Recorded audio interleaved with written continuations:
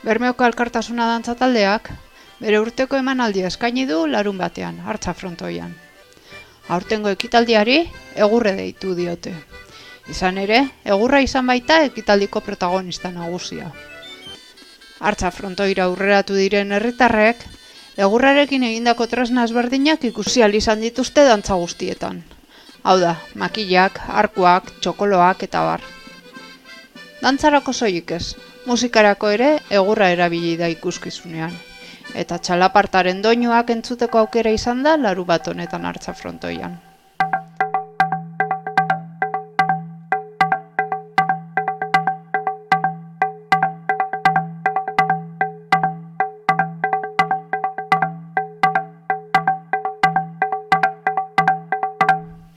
Gainera, kaixarranka dantzaz ere gozatu ahal izan du bertaratu den jendeak.